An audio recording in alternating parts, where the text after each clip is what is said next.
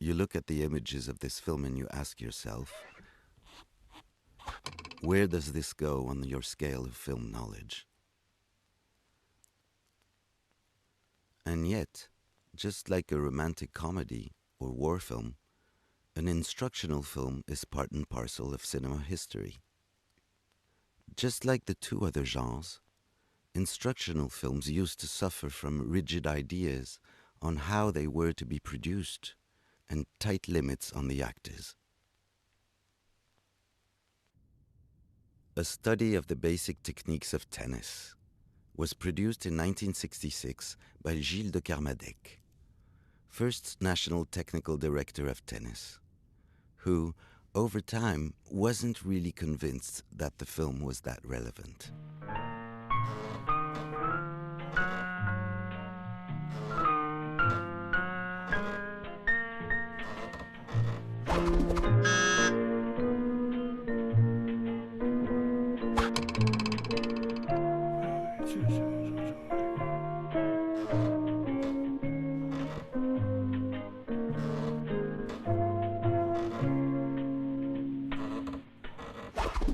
Incredible.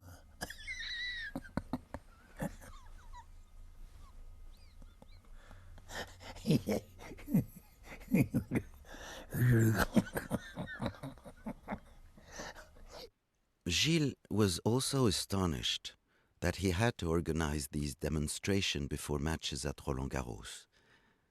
Famous players would come on court in front of the spectators and take up fixed position and were told not to move.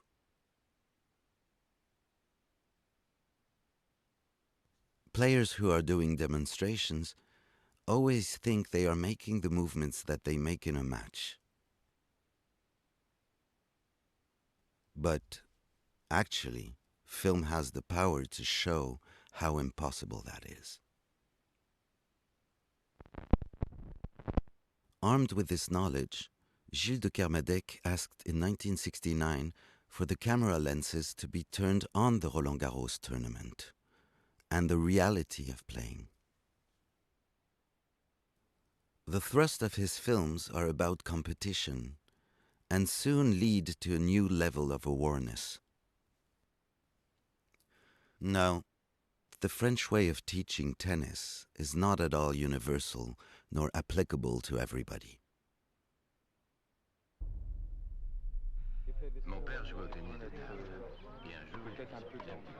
From 1977, de Kermadec begins to use the technique of the portrait. He becomes more concerned with what makes each player unique. And after that, he starts to analyze the type of tennis which he or she can produce. In 1985, the last work from this highly original series of instructional portraits is dedicated to the American John McEnroe, world number 1 for 4 years.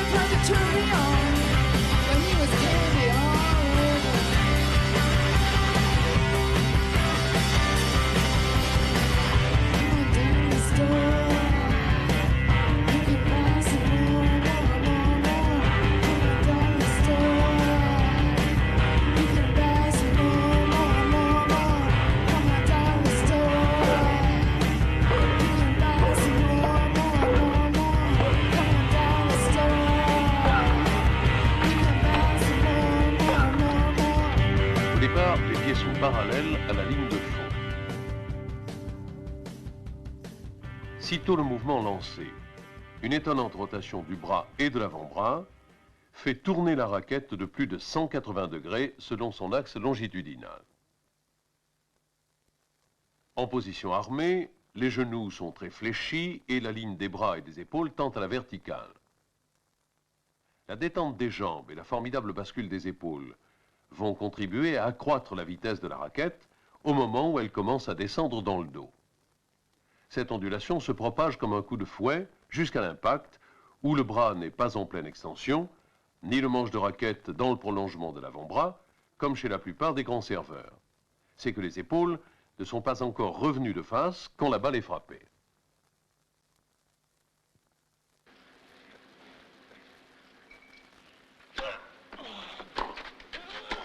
Cette efficacité ne provient d'ailleurs pas seulement de la vitesse de son coup, ni de la précision ou de la variété de son placement, mais aussi de son caractère imprévisible.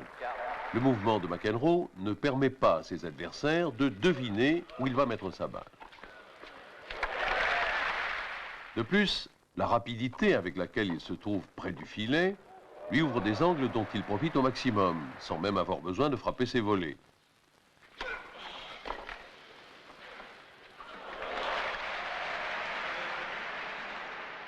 In 2011, my friend Nicolas Thibault was coming to the end of making a film about Gilles de Kermadec. This tennis player filmmaker had spent his entire life watching the development of the best players in the world on the clay courts of Porte d'Auteuil, like others would follow the development of emperor penguins in the Antarctic.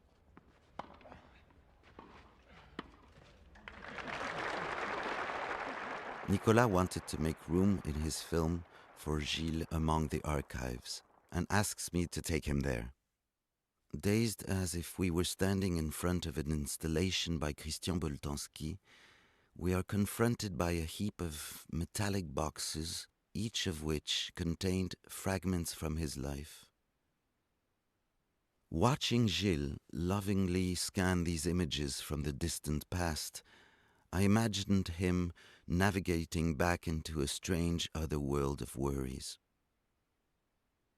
Our inventory continued, and I am stunned to find that there was so much material on John McEnroe. The rushes are more than 20 times the final length of the film that Gilles had made about him.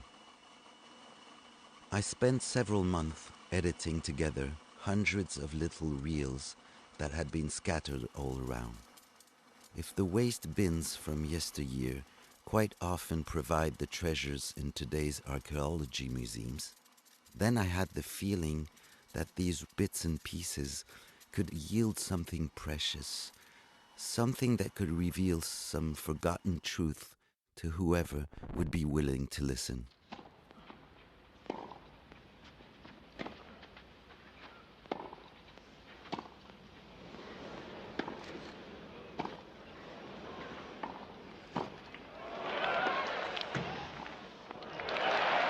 Viewing these rushes, I was rapidly struck by the camera movements, the clapperboard.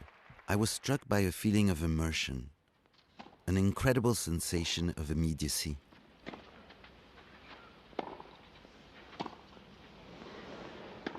We were not in the process of watching John McEnroe, nor a film about John McEnroe.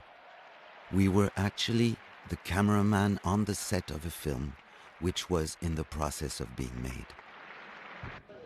can't hear that. There must be something wrong. Something very wrong if you can't hear a ball 2 inches. No, perhaps I'm 20 times better see and 20 times better hear than you'll ever be. What the hell are you? And who are you? Pick your name out of a hat. Donc nous attendions, j'attendais le signal pour qu'on nous laisse passer, c'est-à-dire que le jeu se termine, que les joueurs aillent s'asseoir pour qu'il y ait un mouvement de spectateurs. Donc j'étais toujours un peu tendu parce que c'est l'emplacement le plus proche de la terre, le plus proche du joueur. Alors on avançait.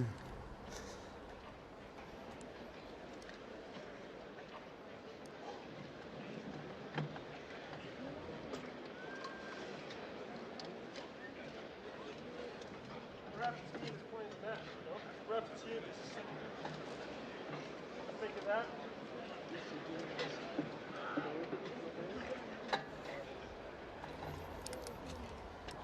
Je positionnais mon pied.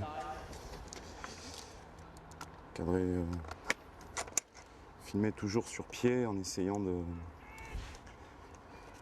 ne pas gêner, d'être à la bonne hauteur. Par exemple là je suis sur les fleurs qui sont juste devant moi,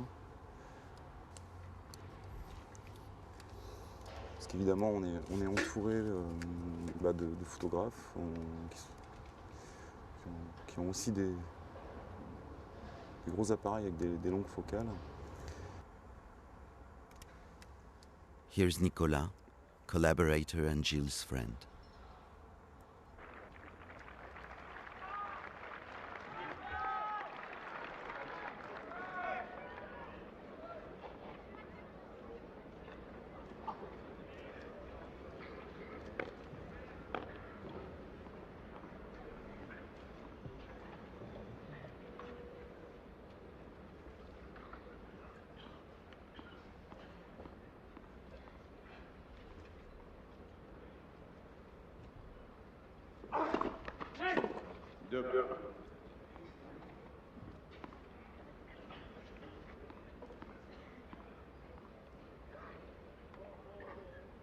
Je crois que c'est ça aussi que tu recherches en fait quand tu filmes, quand tu es filmeur. Une espèce d'emplacement assez idéal.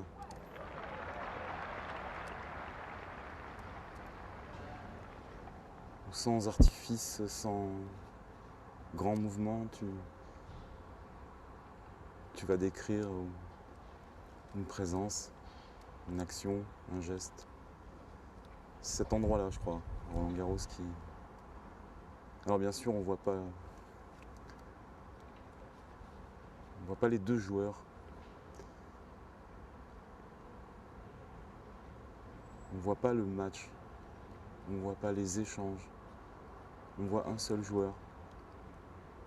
On a l'impression d'ailleurs qu'il joue contre lui-même. On voit la force du tennis.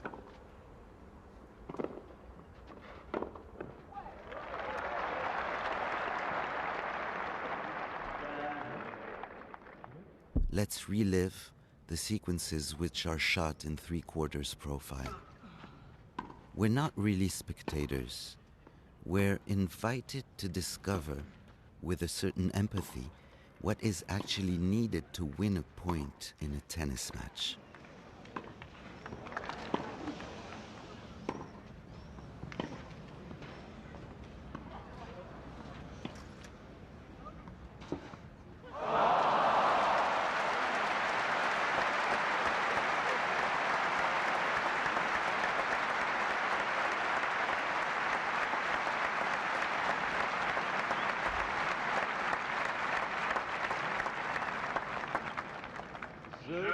McEnroe, 2 jeux partout, premièrement.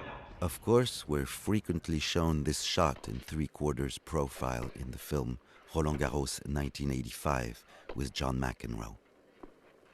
Dans la gamme des coups joués au-delà de la ligne de fond, la violence n'est jamais son fort, mais la variété. Et sa défense élastique n'est jamais que provisoire.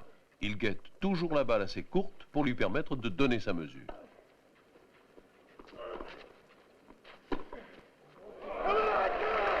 Ce souci de varier la cadence et les effets dans les échanges de fond de cours est particulièrement sensible en revers, où il alterne presque systématiquement revers coupé avec revers lifté, sans qu'il s'agisse nécessairement de situations de jeu différentes.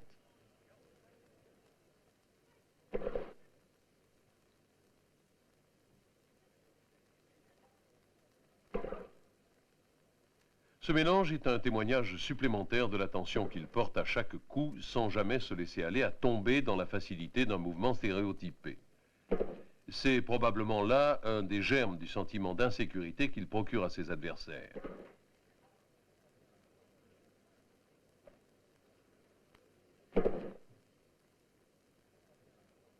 Au fur et à mesure où le tennis est de plus en plus diffusé, Roland Garros vu dans le monde entier, les droits télé aussi de plus en plus chers. Nous, notre petite place pour aller faire ces images pour les films de Gilles était de plus en plus petite. La fédération, à un moment donné, lui a même proposé ceci. Écoute, on a la télévision française qui a 20 caméras autour des cours, il y a les Américains, et tu n'as qu'à te servir de ces images-là. La télévision nous a dit qu'il te le donnerait, tu pourrais faire tes films avec. Alors là, lui, ça l'a mis dans une colère noire. Il disait, mais ils ne comprennent pas que je ne fais pas le même travail. Ils ne comprennent pas ce que je suis en train de faire. Je fais un film. Ça le mettait hors de lui, ce truc-là. Ce qu'il voulait, ce qu'il désirait était très précis.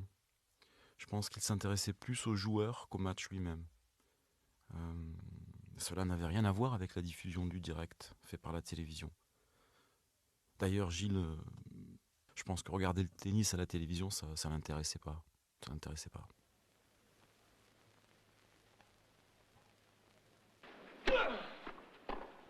Sobriété et variété, application et imagination, le jeu de McEnroe a tout pour séduire. Et son toucher de balle sera d'autant plus efficace que ses replacements auront été rigoureux.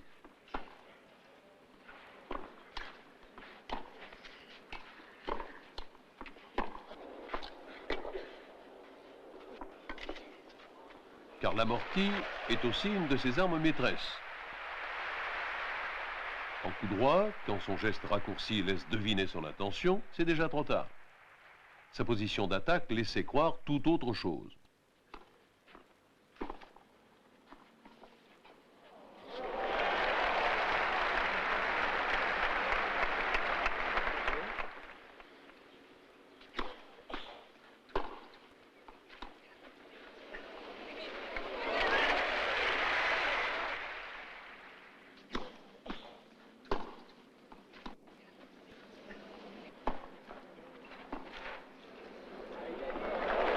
En revers, la surprise est encore plus totale s'il est possible, car son geste est parfaitement imprévisible.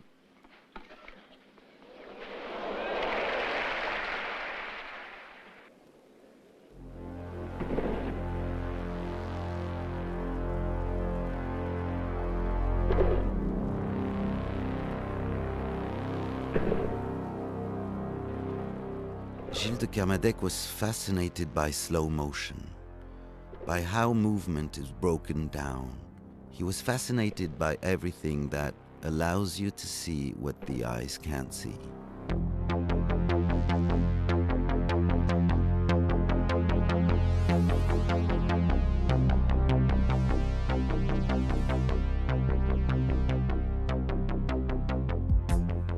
You ask yourself while watching a horror film, where do these phantom and hordes of ghosts come from? That's before you realize that it's unwise to build your house on an old burial ground.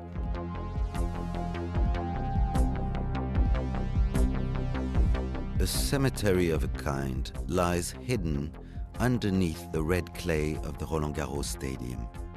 It's called la Station Physiologique du Parc des Princes, and it is where Étienne Jules Marais and Georges Demny took their chronophotographic pictures. In other words, what the eyes could not see. The specter of these first forays into capturing movement haunts the films of Gilles de Kermadec.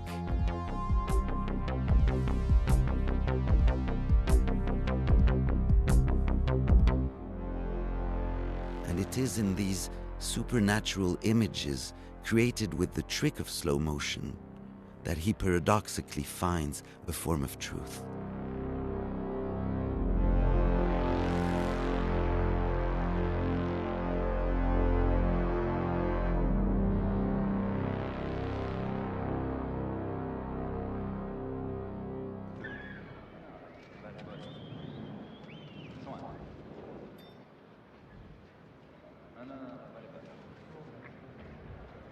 15-40. Bon, les de l'air.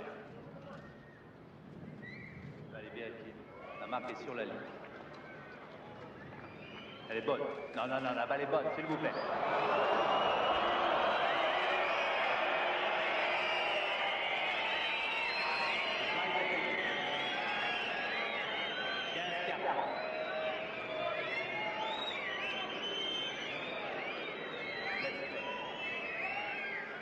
Using up to 3 cameras to film sequences that might not even offer up any technical content, the people who used to crave control by placing footprints on the ground were now like fishermen. They had no idea what the day's catch would bring.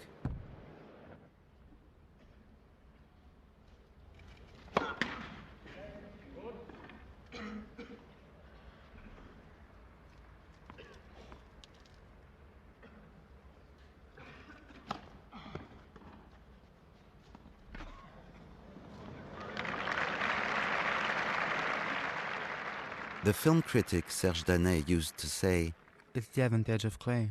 That's why I prefer the surface. It's because it creates fiction. They are the players and what they know they can do. They are the fans who also know their role in the proceedings. They are the officials who are ready to get into everyone's bad books. But more than all of that, there is time."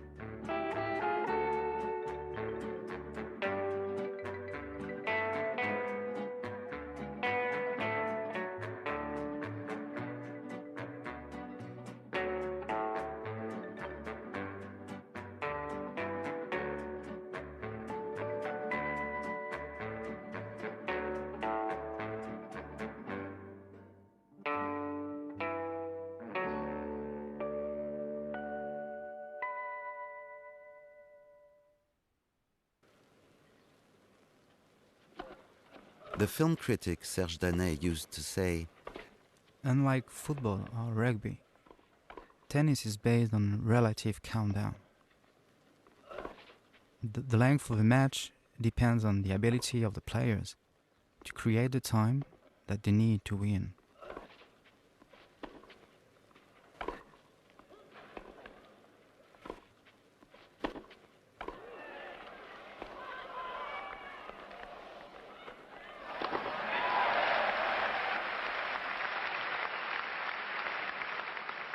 On compte en points, jeu, set et match. Le premier point se dit 15, le deuxième 30, le troisième 40 et le quatrième jeu. Pour remporter un jeu, il faut gagner 4 points avec 2 points d'avance. Les points du serveur sont toujours annoncés en premier. 0, 15. Lorsque chaque joueur a gagné un point, le score s'annonce 15 A. Si les deux joueurs ont gagné chacun 3 points, ils sont à égalité.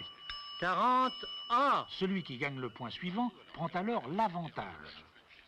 Il peut se retrouver à égalité s'il perd le point d'après ou remporter le jeu s'il le gagne. Pour remporter un set, il faut gagner 6 jeux avec 2 jeux d'avance. Quand les joueurs atteignent le score de 6 jeux partout, on dispute un jeu décisif en 7 points, dit tie-break, pour finir le set. Pour remporter un match, les femmes doivent gagner 2 sets et les hommes 3 sets, du moins à Roland Garros. When you watch a tennis match, you don't really ever know what you're watching.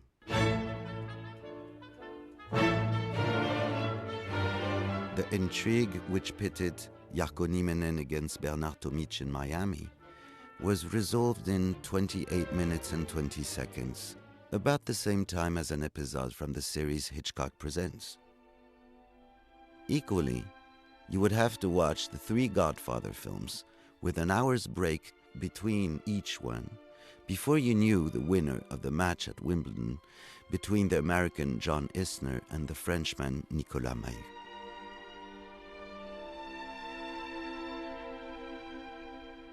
So why did Serge Danet, the editor-in-chief of Cahiers du Cinéma, agreed in the 80s to write an article about tennis in the newspaper Libération?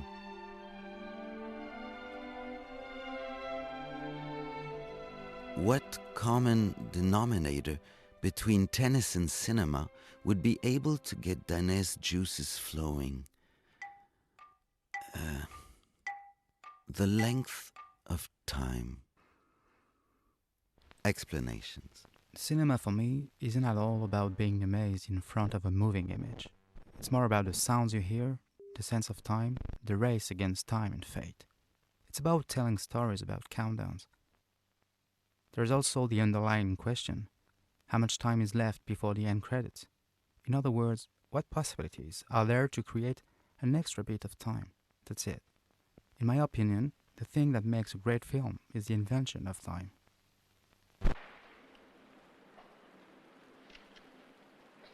McEnroe is not a filmmaker, but he excels in the area of inventing time. Thanks to his dexterity on the tennis court, it is he who dictates and who, as the attacking force, allows himself the right to say, "Cut," by coming to the net and shortening the rally. McEnroe was a master of concluding rallies, but he also loved being able to decide how they begin. He found it difficult when someone else wanted to take charge of exchanges, and he doesn't hesitate to ask the technicians under his orders for what reasons the film of the match has been interrupted.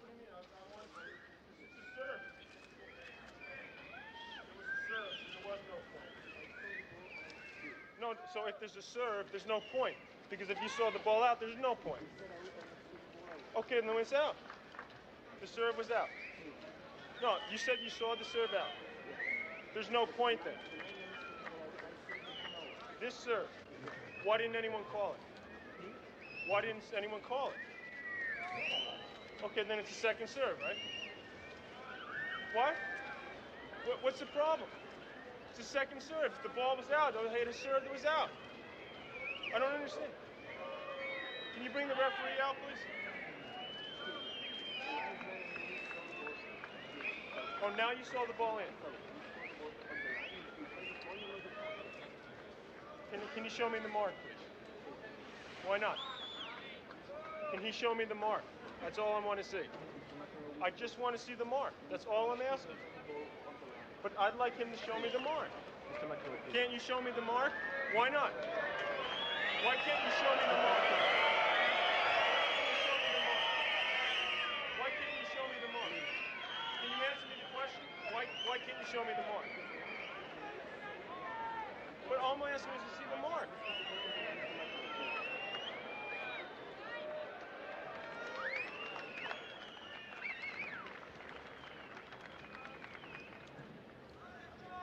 Everybody in place? 15 ans. Rolling. Action.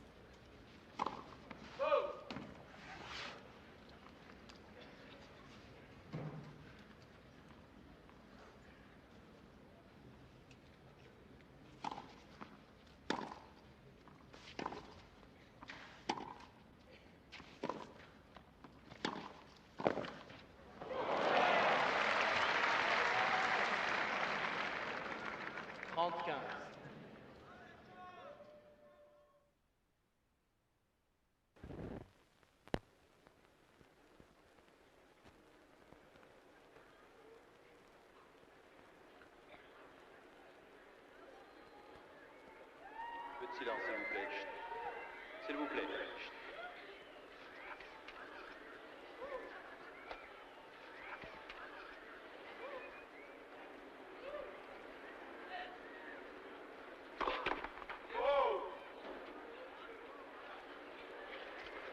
When you're making a documentary and your camera confronts real situations, two possibilities come before you. In the first, you try to make people believe that the people you are filming are acting exactly as they would in real life, and that the presence of the camera isn't changing anything.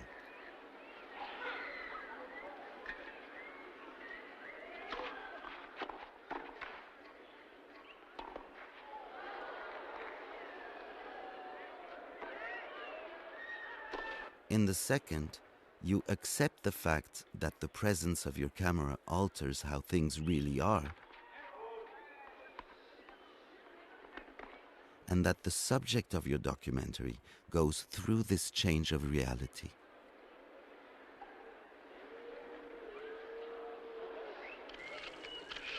Peu de silence.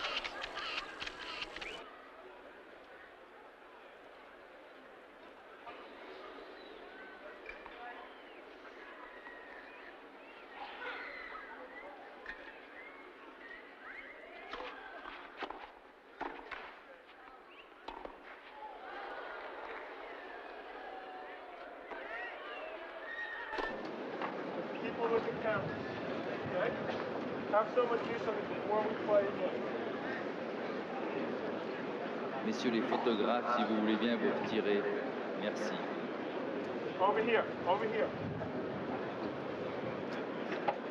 Everywhere. And they keep coming back. They keep coming back.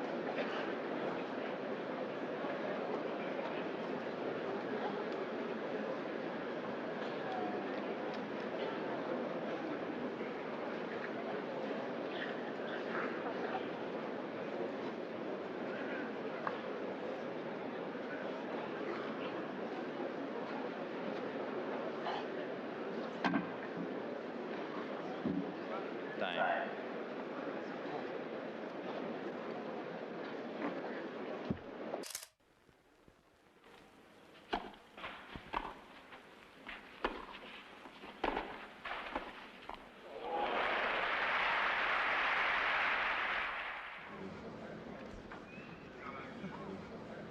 Cinq jeux partout, deuxième jeu.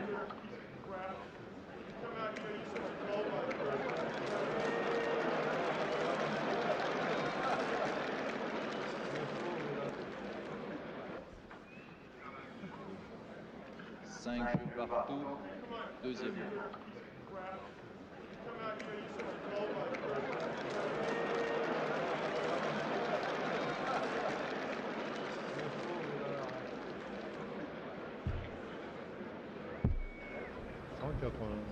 Au début, je me disais, tiens, je vais aller me reposer au frais dans la fosse. Et puis en fait, dans la fosse, on ne se repose pas. Dans le trou, on est très attentif aux balles. On a un petit peu peur.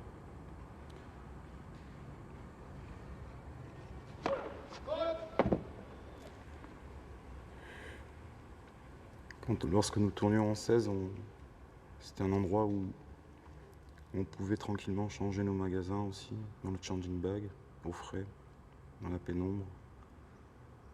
On prenait moins de risques qu'à l'extérieur.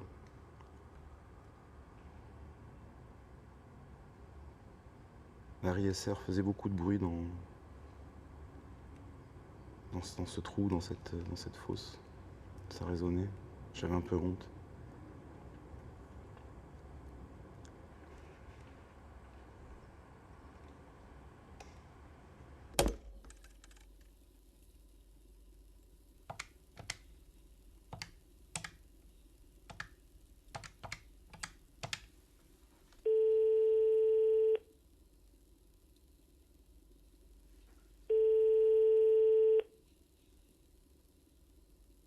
Allô?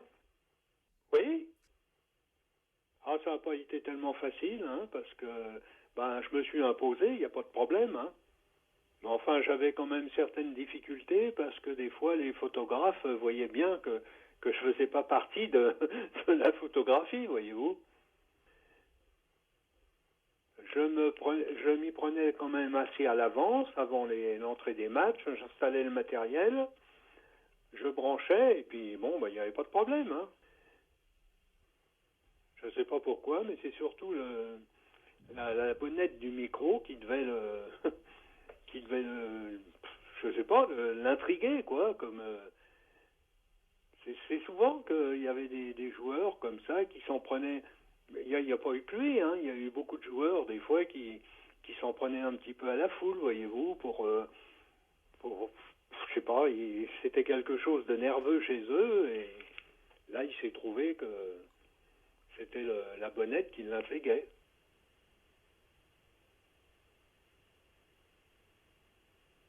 Et il a déjà demandé à l'arbitre qui était juste devant moi, l'arbitre en me montrant de faire cesser si vous voulez, la prise de son, quoi. L'arbitre lui a répondu qu'il n'était pas question, que je n'empiétais pas sur le terrain, donc il n'y avait pas de problème pour qu'il interdise, vous voyez. Et puis ensuite, il est revenu 2-3 fois à la charge, et puis à la fin, il s'est énervé, quoi.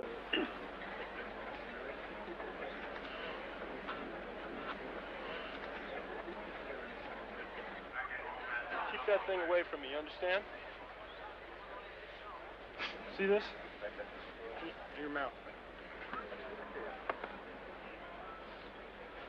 Repeat that in French to the people, okay? You're gonna get it.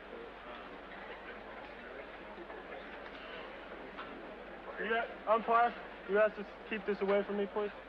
That microphone. I want it turned off, please. Ask him to turn it off. Why not? Oh, okay. Yeah, it's perfectly all right. They sticks it in my face, right? Ils essayaient à chaque fois de mettre un blimp sur les caméras. Un blimp, c'est ce qui va couper le son généré par la bobine qui tourne à grande vitesse, à 120 images par seconde, pour faire du ralenti. Donc ils mettaient un blimp, ils essayaient, ils mettaient par-dessus, quelquefois par-dessus le blimp, ils mettaient un manteau, une veste, mais le son sortait quand même de la caméra. Il sortait par l'objectif. Donc on entendait comme ça dans le stade, dès qu'ils déclenchaient pour capter un geste. Une Arriflex 16 mm high speed qui tourne à 120 images par seconde, ça fait du bruit. Et quand tu es dans un stade complètement silencieux, puisqu'il n'y a pas de bruit pendant les échanges au tennis, je te raconte pas.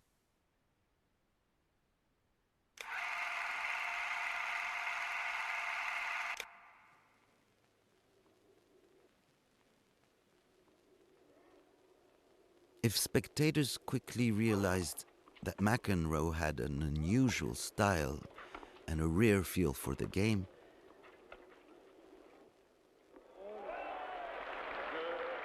very few of them understood that he was also a man who played on the edge of his senses.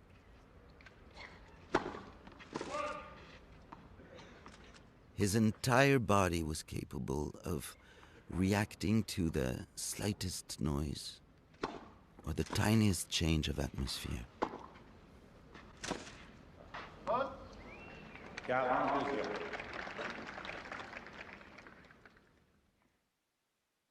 I'm not in the actor's studio. I'm a professional tennis player.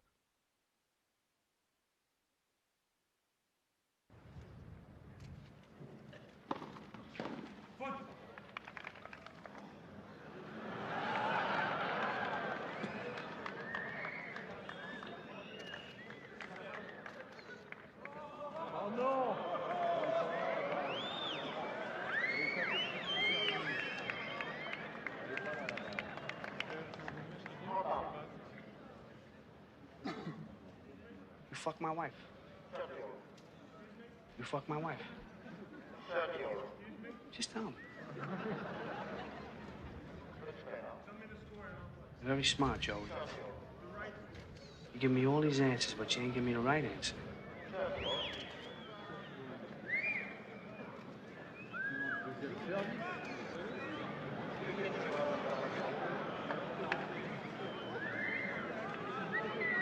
Thanks you again.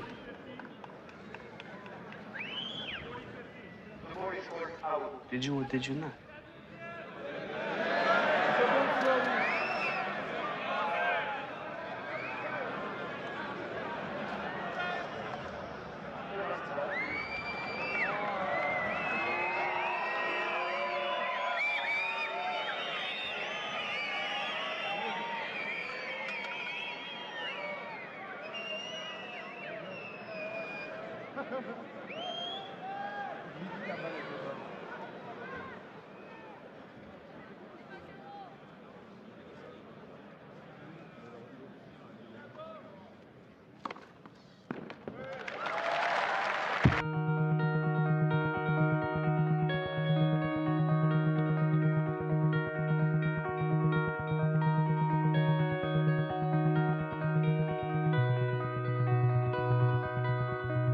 Here the film crew captured quite a rare sequence. It's a bit like the flowering of the Pugliarimondi, or a comet passing near Earth. It is John McEnroe on a practice court. Of course, exercises and practice are what hard workers have to do. The talented don't really need to do such things. But I really think that McEnroe did not like pretending. He preferred to play in the white heat of competition rather than go through the motions of a training session. Throughout all his career, McEnroe played in the doubles at tournaments, the true basis of his physical preparation. He often played with his younger brother Patrick, who we see here. No, McEnroe didn't like pretending. If he didn't like training sessions, he liked photo sessions even less. Look at how much he just loves getting ready here.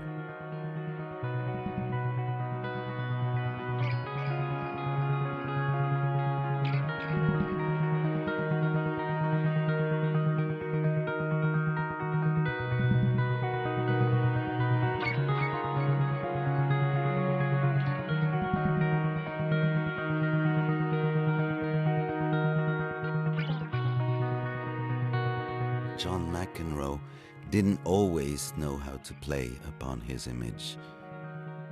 First, he needed to understand and then accept, just like each of us, one of the great misunderstandings of our lives.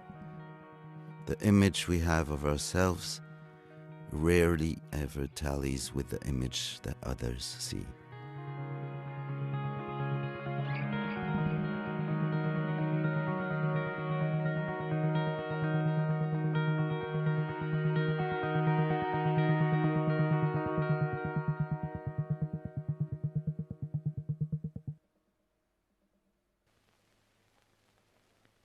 So, okay, all these ambiguities are sorted out. The stars of the day are on the tennis court. The stars of the silver screen aren't in front of the cameras. They're in the stands.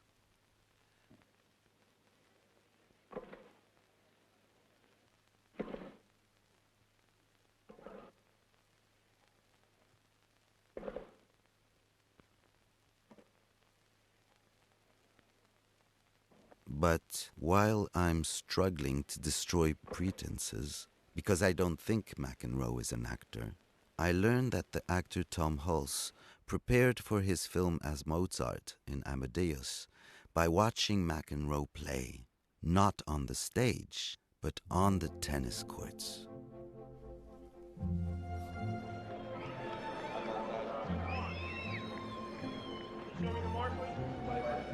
Show me the mark, please. Why not? Why can't he show me the mark? You can't see your own shoelace. How can you show?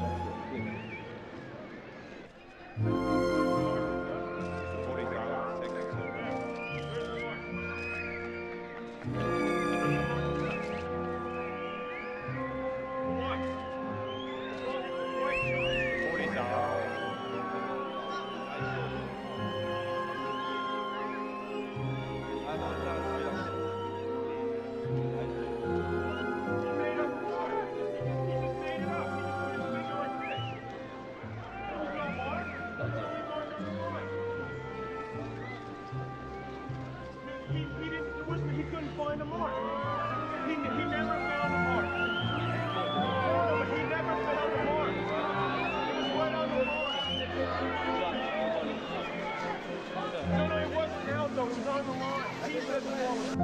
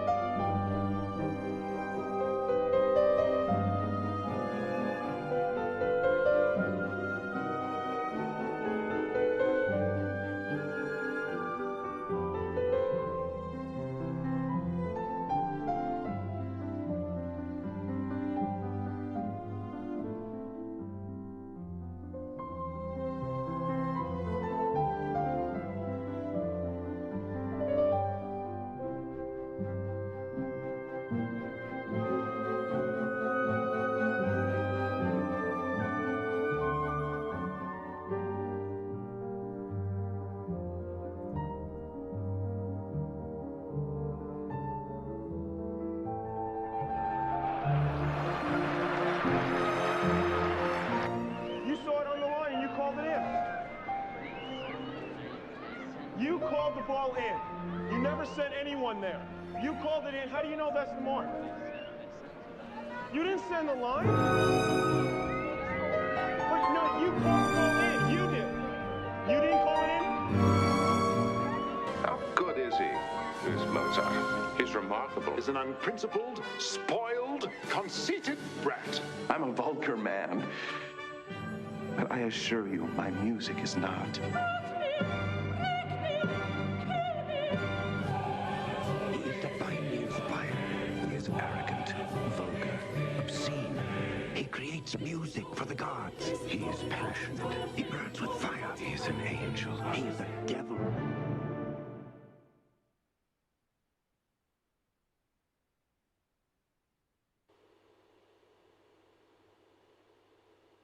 La codification des émotions sur un terrain de sport, elles sont assez banalisées. C'est-à-dire c'est des émotions positives ou des émotions de combativité. Or, là, on a un joueur qui amène pas du tout ça, qui amène des émotions négatives.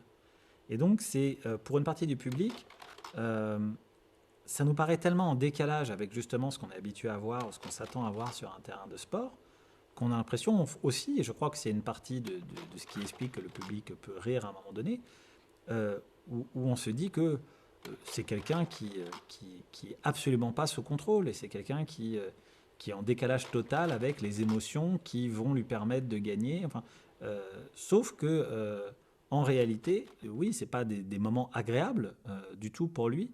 Ça reste des choses qu'il arrivait à mettre à son profit. Et ça, ce décalage-là, je crois que le public pouvait pas forcément l'entendre, en tout cas une partie du public pouvait pas le percevoir. Parce que les émotions que le public est prêt à valider, c'est des émotions de joie, des émotions de combativité, des émotions de rage. Donc beaucoup d'émotions qui vont s'inscrire dans le positif et dans le fait de s'accomplir à travers le sport, de se dépasser, etc. L'idée de se dire qu'on peut être en train de s'accomplir à travers un mouvement de colère, de rage, où on a l'impression qu'un sportif est en train d'exploser intérieurement, on se dit, mais lui, il a un problème. C'est pas possible, il peut pas arriver à gagner comme ça. Et si, lui, il est arrivé à gagner comme ça.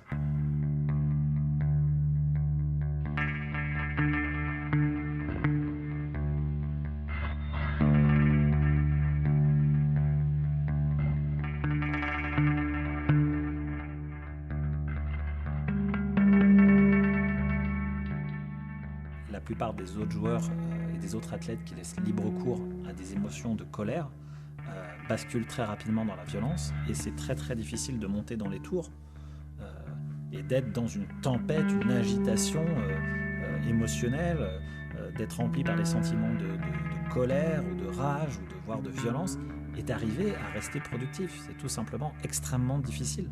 Et d'arriver à redescendre assez rapidement et de garder une lucidité notamment stratégique, c'est extrêmement difficile. Donc c'est non seulement pas exportable, mais c'est quasiment voué à l'échec dans la plupart des cas.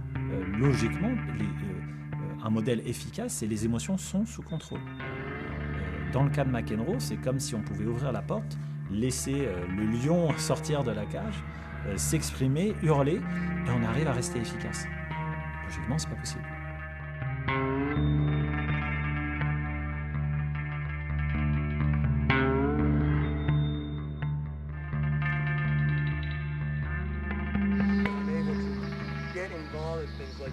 Still be able to concentrate well, which is something that not too many other players seem to be able to do. That's what the players are afraid of, because they know when you get angry that you're not going to destroy your game, whereas if they get angry, they've had it.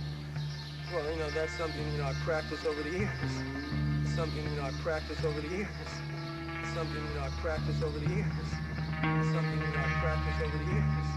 It's something, I've practiced over the years. It's something, I've practiced over the years.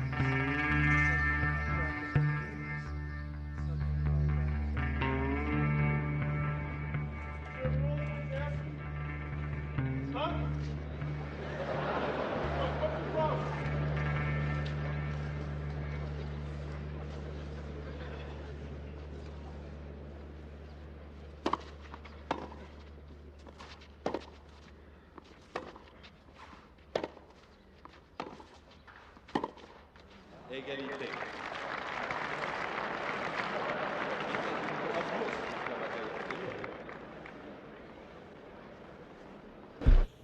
I think things would be easier if people realize that it's me making a statement like, oh, you do your job and I'll do mine, rather than me just complaining for the hell of it.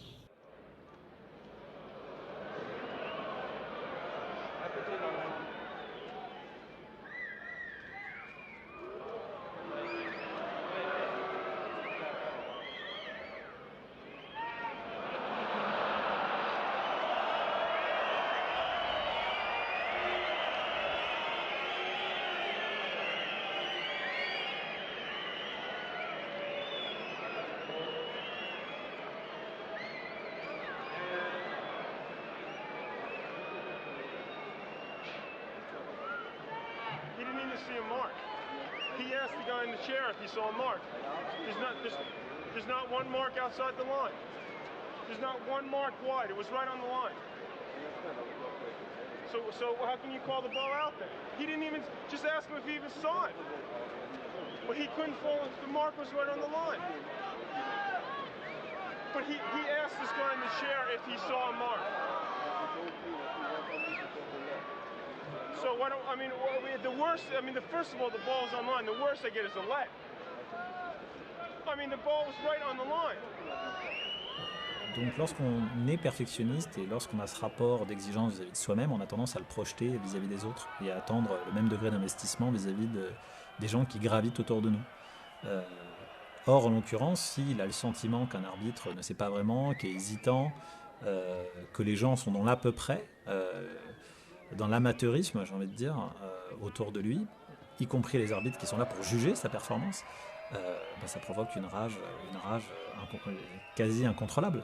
Comment moi, qui suis autant investi, qui fait autant d'efforts, qui vous amène une performance aussi parfaite, aussi aboutie, je peux être jugé, je peux être trompé par quelqu'un qui juste n'est pas assez exigeant lui-même, n'est pas assez précis, n'est pas assez bon dans ce qu'il fait. Et donc ça crée pas que chez McEnroe, mais chez un certain nombre d'athlètes, des fois des sentiments d'injustice ou de colère. Et chez McEnroe, c'était pas forcément quelque chose qui était sous contrôle.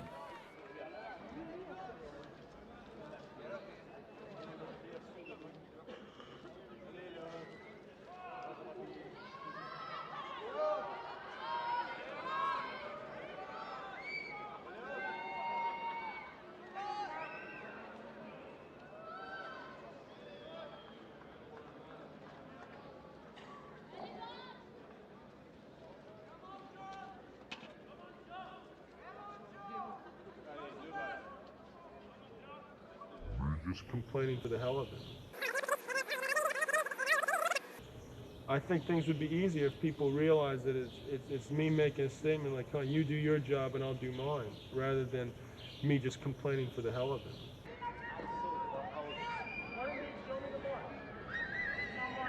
Tu peux monter la main. Voilà. Non, c'est derrière. C'est bon, les out. Non, pas vous.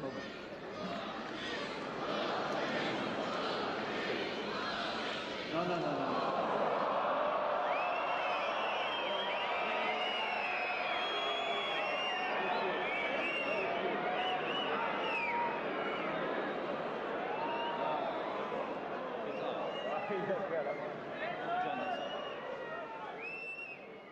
Ce qui se passe dans la tête de ce joueur, on n'y a pas accès. Et c'est un match contre lui-même aussi. Les perfectionnistes, ils ne jouent pas qu'une performance contre l'autre, contre un chronomètre. Le vrai perfectionniste, c'est quelqu'un qui est en recherche d'un aboutissement, une forme d'aboutissement de performance, que ce soit dans le geste, que ce soit dans la qualité, que ce soit dans tout. Donc il y a une lutte contre soi-même qui est extrêmement présente. Donc on assiste des fois sur un point qui peut paraître anecdotique comme ça, mais ça vient faire irruption dans sa propre histoire, dans son propre match qu'il joue aussi avec lui-même, où à un moment donné, les petites approximations peuvent l'amener, enfin les approximations chez un arbitre peuvent l'amener à perdre le contrôle. Et c'est vrai que d'une manière théorique, dans le cadre notamment de la préparation mentale, on apprend aux sportifs, ça c'est des choses sur lesquelles on peut progresser, à s'intéresser aux facteurs maîtrisables, c'est-à-dire l'ensemble des choses qu'on peut effectivement maîtriser sur un terrain, et puis à lâcher prise sur les choses qu'on ne peut pas contrôler, de manière à rester dans l'instant présent et de manière à avoir une concentration, une intensité qui soit stable. McEnroe, c'est vrai, donne l'impression d'être dans l'ultra-contrôle. Il faut qu'il contrôle tout, et s'il y a quelque chose qui lui échappe, ça le met dans une colère noire. C'est la noblesse, je McEnroe.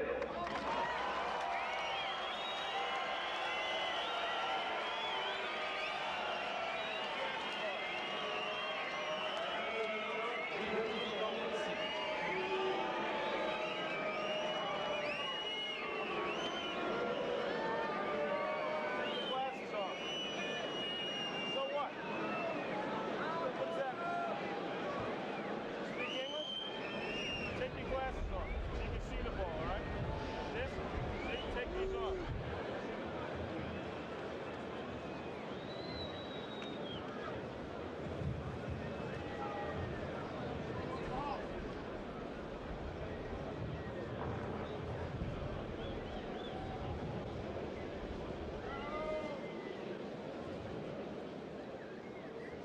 Serge Danet wrote about John McEnroe. One thing interests him, the eternal injustice that afflicts him and him alone. A single passion motivates him to owe his victories only to himself, to seize them from the rest of humanity, and share them with no one else.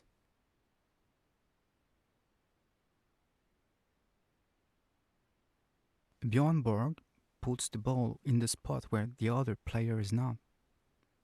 McEnroe puts it in a place the other player will never reach.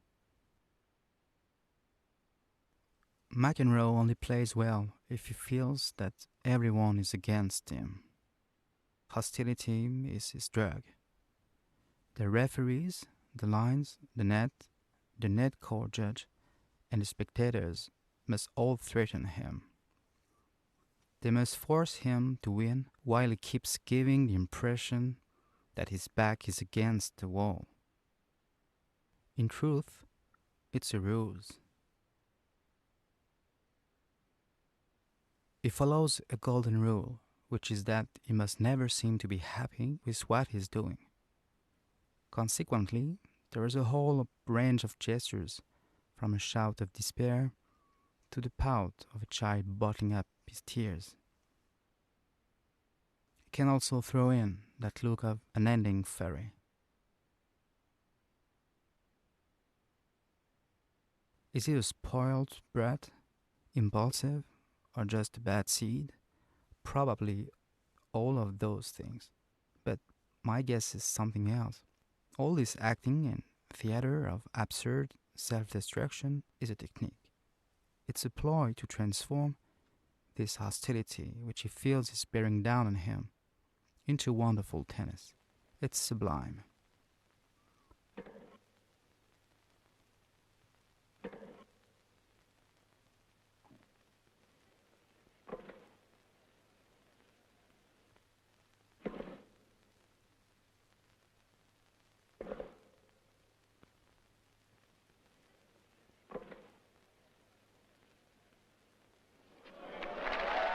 L'art de McEnroe est donc pour une bonne part un art du camouflage. Mais c'est aussi un art de la sensibilité, de la décision juste au moment juste. D'où ces innombrables montées au filet après un temps de latence destiné à en apprécier l'opportunité et aussi à surprendre l'adversaire. Ce souci de perpétuellement brouiller les cartes, de chercher à tout ramener toujours à un combat entre deux intelligences, est certainement le trait le plus original dont John McEnroe aura marqué le tennis de notre temps.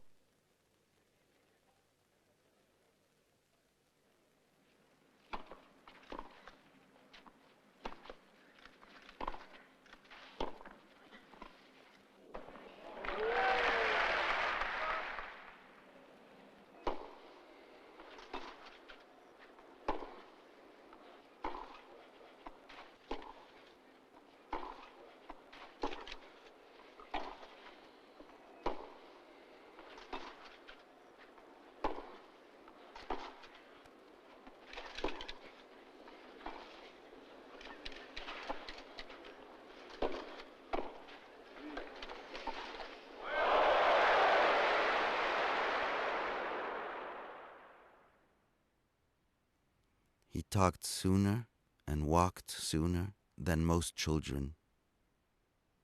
He made the top grades in the class. As long as I can remember, he had this fierce desire to win.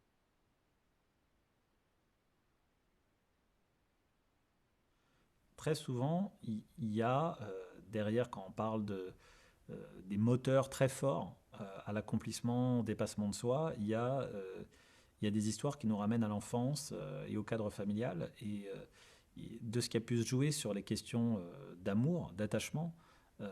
Est-ce que je suis aimé? Est-ce que je vais être aimé? Est-ce que je vais être admiré? Est-ce que je vais être reconnu? Est-ce que je vais être valorisé au sein de mon foyer familial?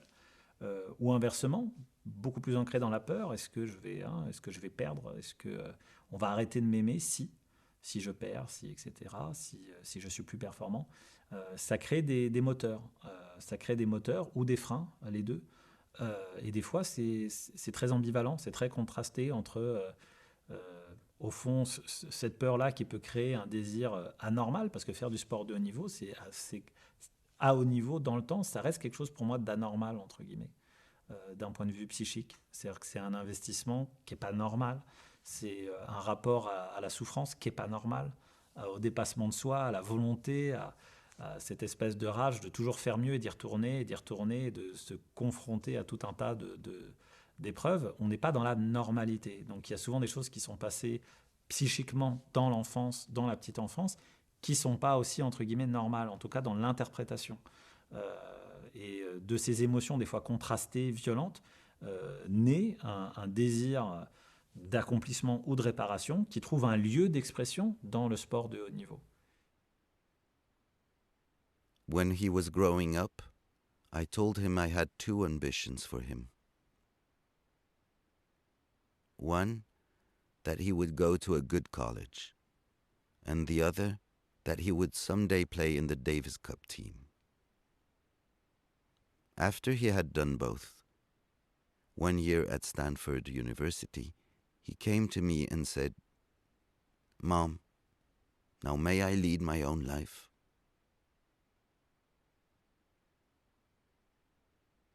John McEnroe always finds a way to win. Vince Lombardi, the late coach of the Green Bay Packers, a master of motivation. This is what he said: "Life's battles don't always go to the stronger or faster man, but sooner or later the man who wins is the man who thinks he can." John McEnroe always thinks he can win. Vince Lombardi would have loved John McEnroe. Nice guys don't win in this game. Oh, there might be a few of them around, but basically, it's a sport for killers. This is kill or be killed for millions of dollars. Nobody buries you if you lose, they just forget you. And that's what the fear is. It's a competitive life where we all have to fight for whatever we get: living space, jobs, and when we get them, somebody else wants them. And that's what's happening. That's what McEnroe is showing you out on a tennis court. I want it. I'm grabbing it. It's mine. Try and stop me. Is he a reflection of our times? Is he violence personified on the tennis court? Yes, McEnroe does disturb us. He's a genius who worries people because he's a reflection of the times we live in. Harsh, violent times.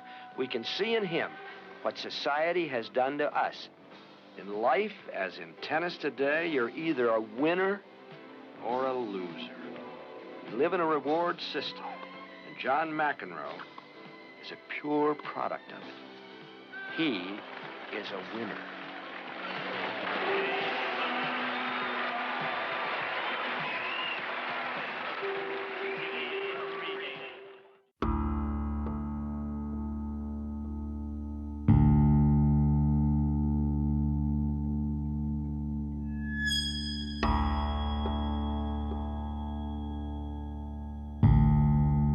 Drama, noun, comes from the Latin drama, which means theatrical performance.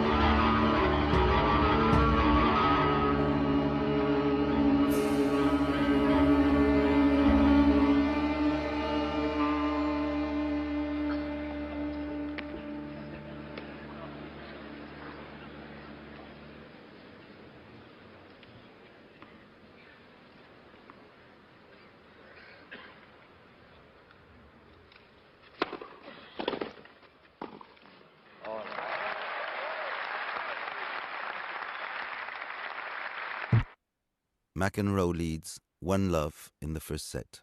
Nothing must stand in his way from taking control of his final.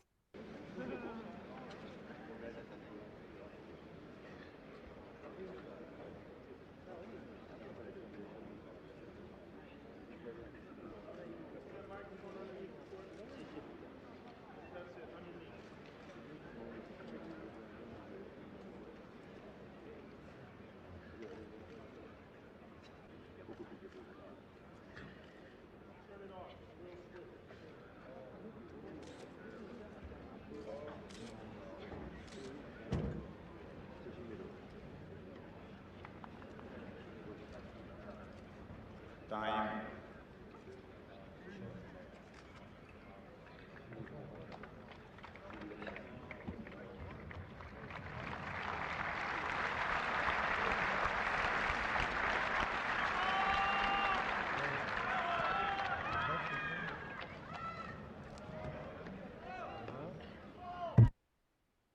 After only 21 minutes, the American has his first break point.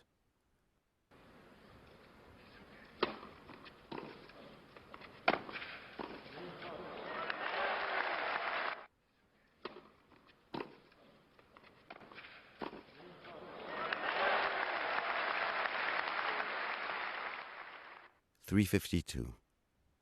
McEnroe is in command.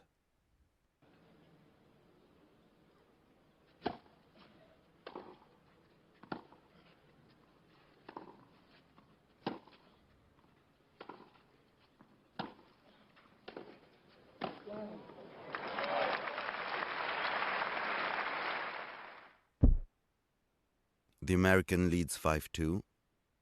Ivan Lendl tries to dig. How can you overrule right now? There was a serve good, you didn't overrule it. Why do you do everything in his favor? Are you afraid of him? Are you afraid of him? Are you afraid of him? No. So don't do everything in his favor, okay? 4-0-1. Set point for McEnroe.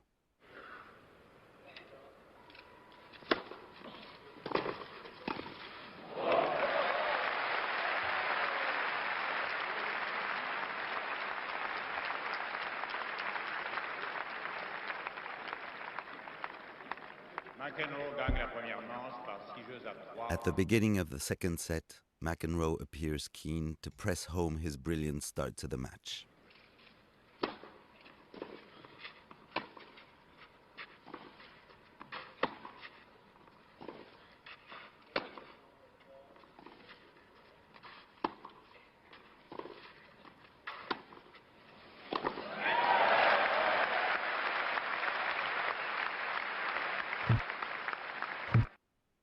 Another break point to the American, who is already 3-love up.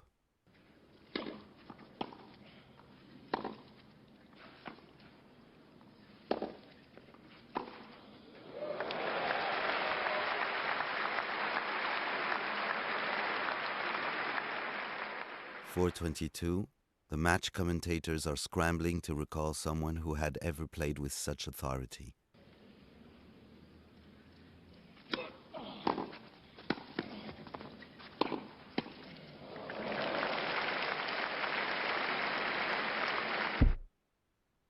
After only 29 minutes in the second set, McEnroe has a set point.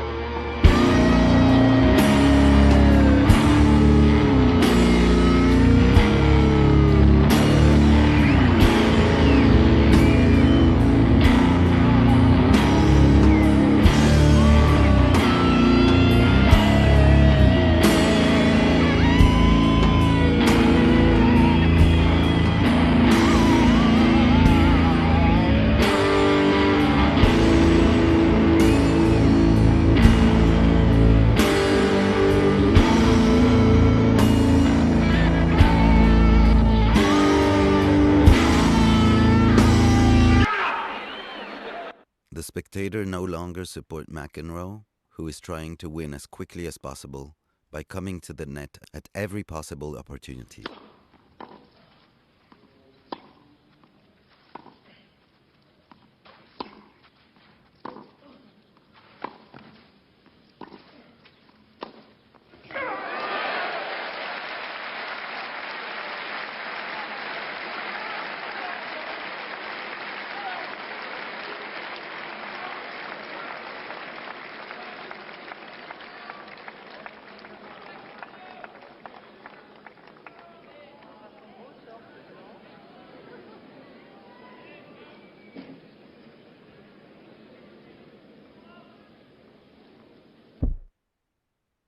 Ivan Lendl managed to take a 3-2 lead thanks to a slight lull in the Americans' game.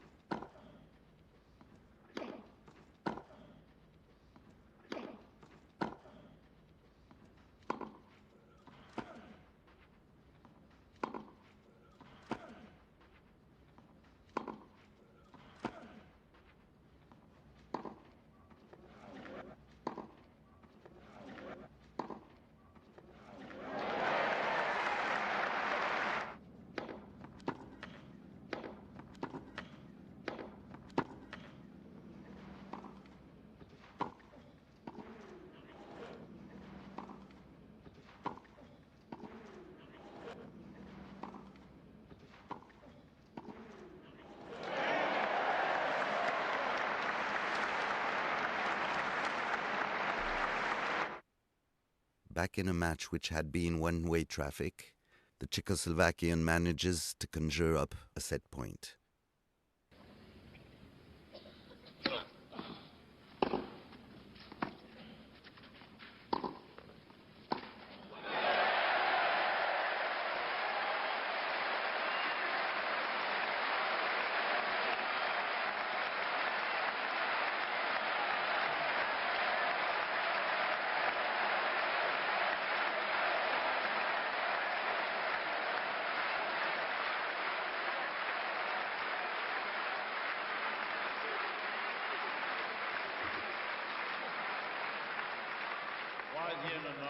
Lendl. 5:46.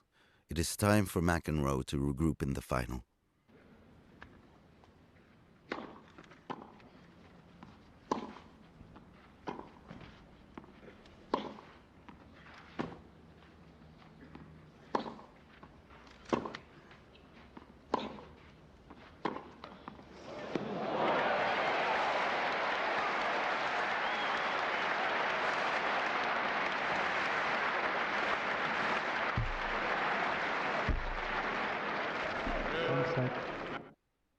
After 2 hours and 24 minutes of play, the American clearly doesn't want a center court marathon.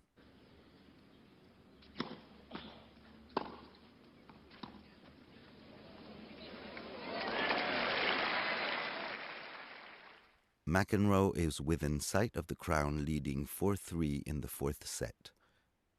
But Lendl gets a break point and takes it.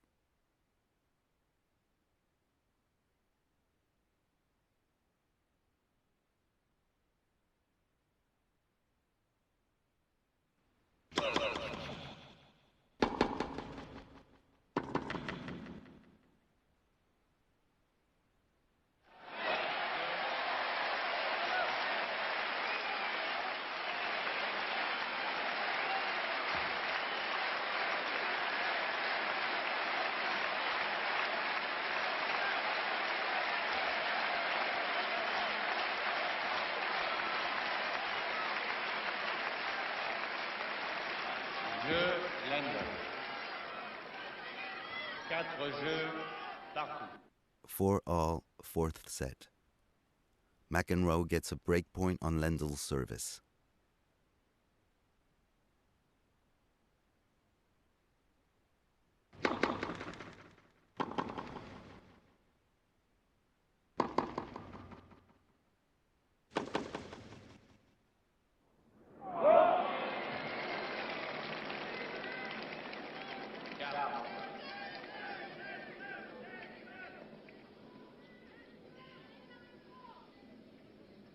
.633, Lendls leads 1-love in the 5th set.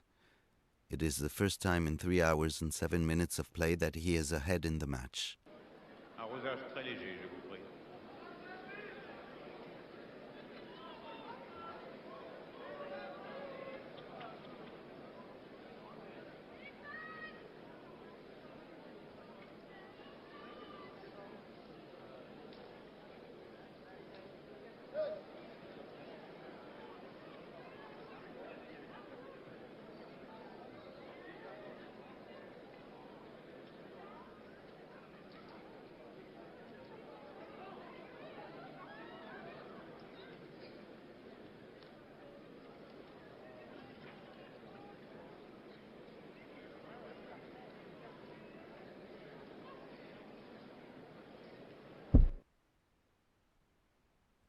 To all 5th set. It is crucial not to lose their service.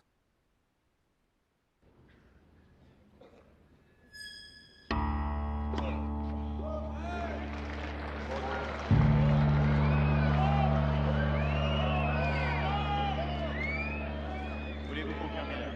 Voulez-vous vérifier la trace?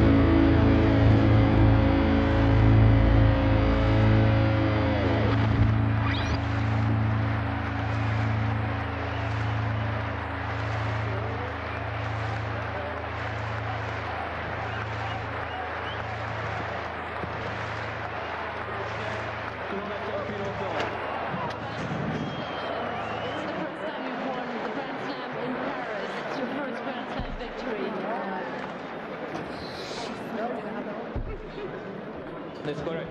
That's correct.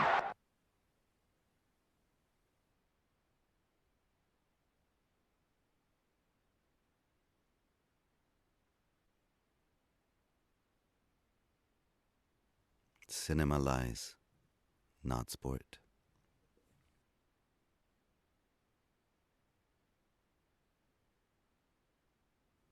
Sometimes it still keeps me up nights.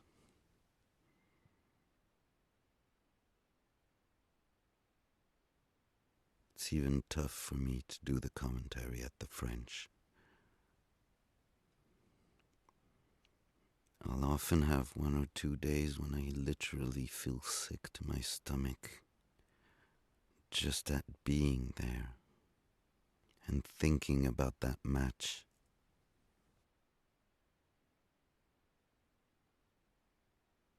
Thinking of what I threw away and how different my life would have been if I'd won.